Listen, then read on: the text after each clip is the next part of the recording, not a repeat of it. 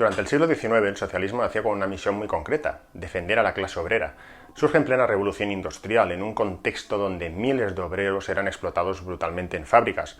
Jornadas de 14 horas, salarios miserables, condiciones insalubres, niños trabajando. El socialismo no era una pose ideológica ni un lujo académico, era una necesidad histórica.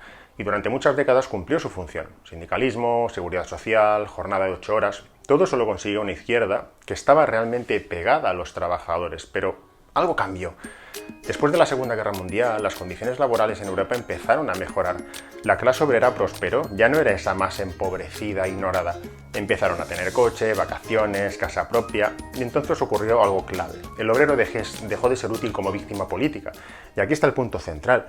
El socialismo, que necesitaba seguir justificando su existencia como fuerza protectora, se quedó sin víctimas a las que defender. ¿Qué hicieron entonces los partidos socialistas? Buscaron nuevas causas, nuevos colectivos, nuevas batallas. Así pasaron de defender al trabajador explotado a convertirse en una amalgama ideológica donde caben el feminismo, el ecologismo, la inmigración, el colectivo LGTBI. Cualquier grupo que pueda presentarse como oprimido se convierte en el nuevo estandarte. No se trataba de justicia, se trataba de supervivencia política. Y para que ese relato funcione, esas minorías deben verse como víctimas permanentemente. Se necesita pintar una sociedad racista, machista, homófoba, fascista, exagerando la realidad. Porque si no hay opresión no tiene sentido que el Estado proteja. Y mientras tanto, el viejo relato del obrero explotado contra el empresario millonario se desmorona cada vez más. Hoy todos conocemos a trabajadores bien posicionados, que han podido prosperar, que tienen buenos sueldos, que viven bien, y también conocemos a autónomos y pequeños empresarios que se desloman a trabajar, que pagan impuestos asfixiantes y que no tienen vacaciones y que las pasan canutas para llegar a final de mes. Ya hay una línea tan clara entre el explotador y el explotado. En ese contexto, el discurso tradicional de defensa de la clase obrera ya no se sostiene. Así que había que buscar nuevas víctimas, y se hizo, pero no se encontraron, se fabricaron, se magnificaron causas nobles, como la igualdad legal entre hombres y mujeres, los derechos LGTBI o la protección del medio ambiente, que son todo causas nobles por las que merece la pena luchar, pero se han retorcido hasta el extremo para convertirlas en banderas de lucha, que mantengan vivo el aparato político.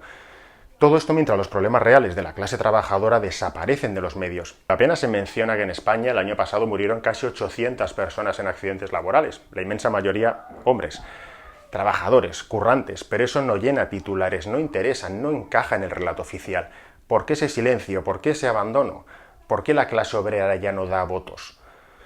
Porque no forma parte de la agenda emocional del nuevo socialismo, porque ya no se la necesita. Puede parecer rebuscado, pero pensad que en España, como en gran parte de Europa, con un 30% de los votos aproximadamente ya puedes gobernar.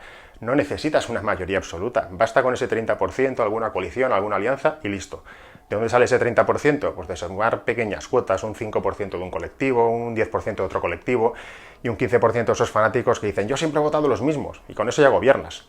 ¿Y qué haces entonces como político? Pues refuerzas el relato, proteges a tus colectivos, les das visibilidad, incluso por encima del ciudadano medio, porque son tu base electoral. No importa si el resto se siente ignorado, ya no los necesitas, te basta con fanatizar a esos colectivos.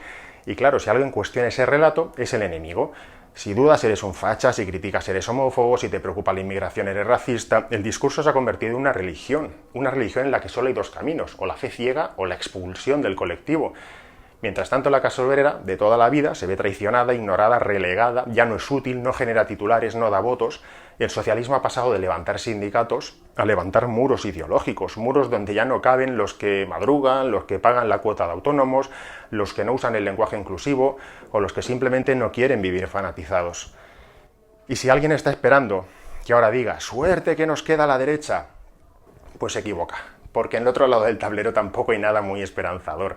Lo que debería ser una alternativa se ha convertido en muchos casos en una respuesta visceral, hueca, sin visión, sin profundidad. Muy pocos tienen una visión intelectual, académica o seria de lo que puede ser, por ejemplo, el liberalismo. Lo que vemos es una nueva derecha cada vez más fanatizada, sin proyecto propio, sin modelo educativo, sin una propuesta cultural. Una derecha que no construye, que solo reacciona. ¿El socialismo habla de género? La derecha responde con familia. ¿Hablan de clima? Tonterías de hippies. ¿Hablan de diversidad? Nosotros hablamos de identidad nacional.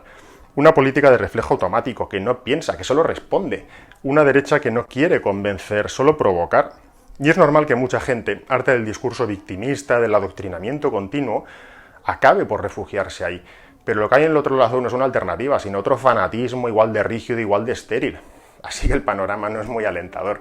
Por un lado, un socialismo que ha abandonado a la clase obrera y vive de alimentar identidades artificiales, Y por otro, una derecha simplona y reactiva que no propone nada serio. Y en medio, una sociedad que necesita con urgencia un proyecto común, una visión de país, una política que no se base ni en el victimismo ni en el zasca de Twitter, sino en ideas que generen prosperidad real. Porque si no recuperamos eso, si no recuperamos la política con mayúsculas, la que piensa en el futuro colectivo y no en el voto inmediato, lo único que nos espera es seguir alimentando bandos, trincheras y discursos vacíos.